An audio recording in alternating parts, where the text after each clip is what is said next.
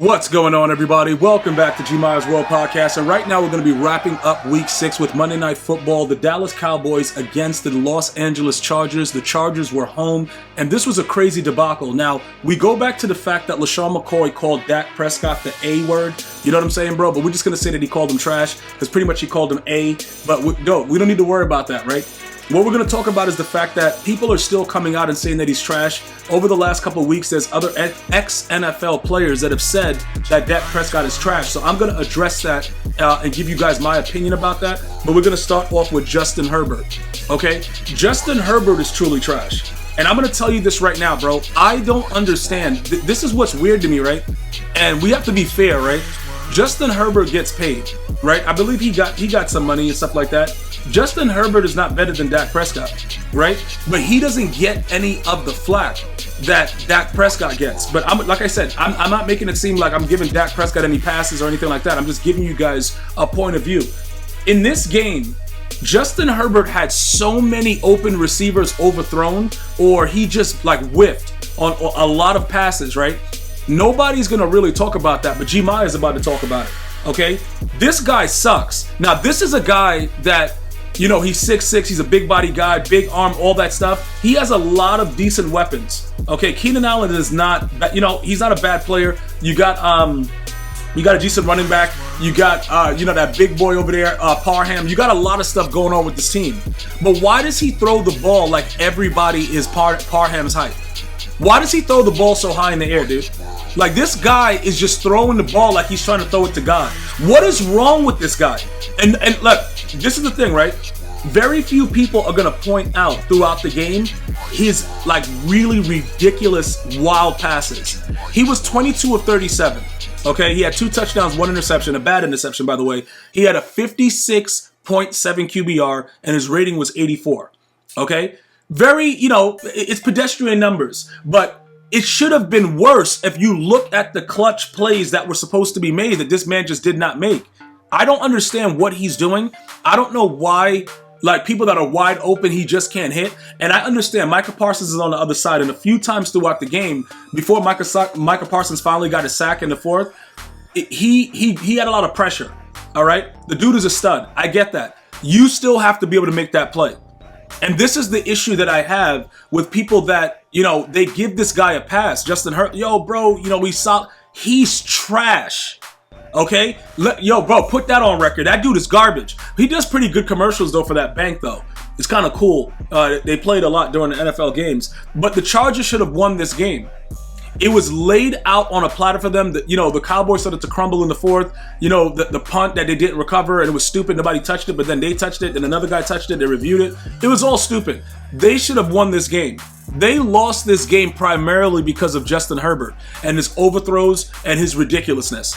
That's why they lost this game. Okay, even with Dallas doing all the stuff that they were doing, they should have won this game. And they just could not, because the quarterback position is the most important position. So if your quarterback sucks, this is what's going to happen. Now, let's jump to the other side of the football, right? The Dallas Cowboys. Everybody loves talking about the Cowboys. You know, LeSean McCoy, all these other dudes. You know, they always saying that Dak is trash. Now, I just don't believe that Dak Prescott is good enough to win a Super Bowl. When people say he's trash, I can't say he's trash, because he made some crazy throws last night, okay? Ridiculous throws on the run.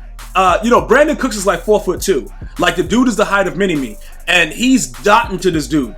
CeeDee Lamb made some decent plays as well. He was over 100 yards. He had 117, 7 receptions on 7 targets. Again, CeeDee Lamb, people are saying he's an average receiver, stuff like that. He made some clutch catches in that game, okay? Brandon Cooks had the touchdown, you know, 4 receptions, 36 yards, rather pedestrian, but he made the plays when it was needed. Gallup, 24 yards. Pollard was pretty good in the passing game, 80 yards, 6 receptions, 7 targets. He did get that one overthrow by Dak Prescott where Dak had him like literally wide open and just, I don't know what the hell happened with it, but it is what it is. But let's take a look at Dak's numbers, right? 272 yards, okay, 1 touchdown, QBR of 59, and a QB rating of 109, all right? Dak is not the best quarterback in the league, okay? Let's just be obvious about it. Dak has decent weapons that, in my opinion, he's not able to utilize all of them in the way that, somebody else would. Like, we're not going to downplay it. Like, people say, oh yeah, he doesn't really have that many, receivers. He doesn't have that many this, he doesn't have that many that. Bro, you got to make the best out of what you have. And CeeDee Lamb is not a bad receiver. Okay, that dude caught a pass the other week where Dak Prescott literally set him up to get mauled, and he still caught the ball and got up. Tough, ready to go. I can't listen, bro. If he was playing like really, really trash or whatever like that, it was all his fault, I would say it. The guy runs decent routes. He catches the ball, when the ball is thrown decently to him. Even when it's not thrown right, the guy will catch the ball. Okay? The problem with this team is that Dakota Rain Prescott will make ridiculous plays when it's not time to make ridiculous plays. That's ultimately what's wrong with the Cowboys. Also Jerry Jones, but we're not going to talk about that.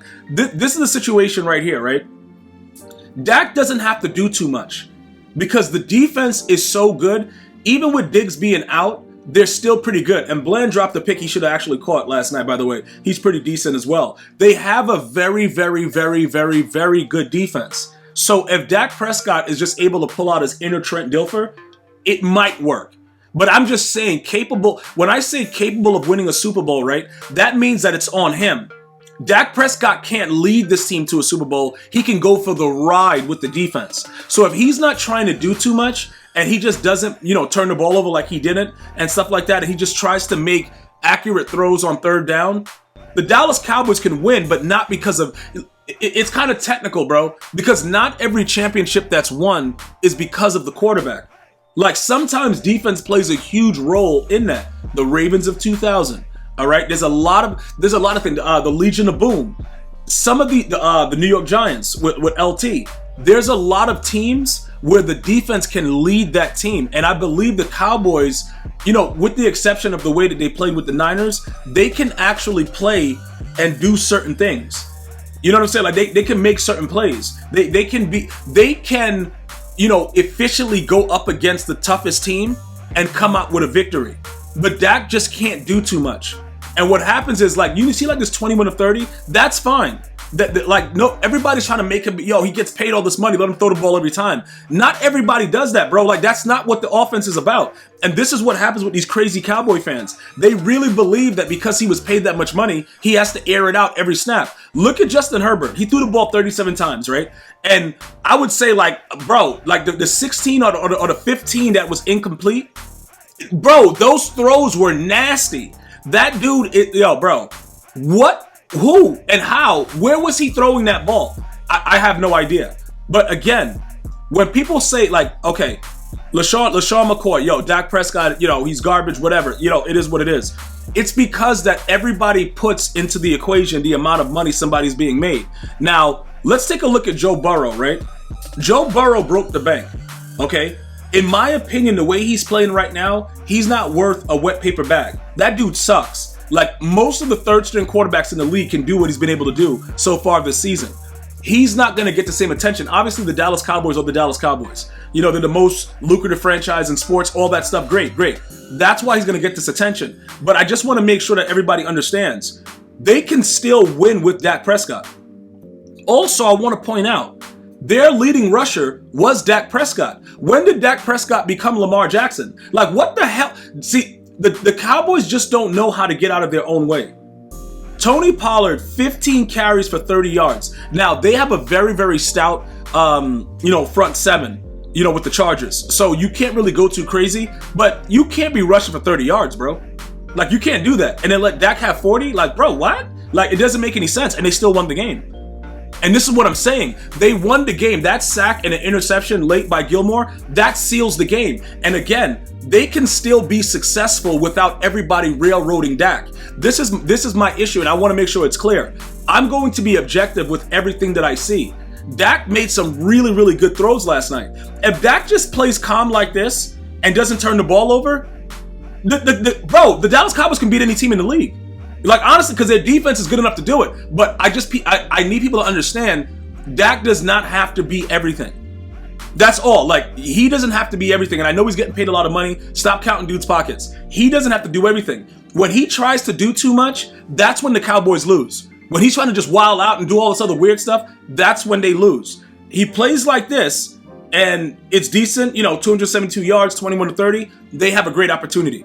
But I did believe that the Chargers would pull this out at home. I really did believe that. And again, in my opinion, I would take Dak Prescott over Justin Herbert. I don't know what you guys think. You guys got to let me know. I've said this. You guys can go back to my previous podcast. I've always said this. I don't know why everybody is so high on Justin Herbert. Because he's not good, bro. That guy is he just throws the ball and he doesn't even care where it's going. Like, let's be honest, bro. Dude was throwing the ball so, like, bro, Jesus was like, I'm open. He's just throwing it. Like, bro, all right, let's get it. Like, bro, what are you doing? But we're not going to worry about that. The bottom line is, in my opinion, I have to disagree with LeSean McCoy. I don't think that the dude is like trash or whatever. I just think that he's not a guy that can lead them outright with his arm. But I don't want to say he's a game manager because that'll be disrespectful to him, and he does a lot of other things. And like, I'm trying to make sure that I make it clear. I just don't believe that they can win a Super Bowl on his arm. But that defense, and he just doing what he's supposed to do and utilizing what he has with Gallup, CeeDee Lamb, and these boys, Brandon Cooks, the Cowboys can actually do a lot more than people expect. And that's my opinion on it. I want to thank everybody for joining me for week 6. Hopefully you're back for week 7. Be sure to subscribe, share. We're on iTunes, iHeartRadio, and Spotify. G Myers World Podcast. Thank you for listening. Until next time. One love, y'all.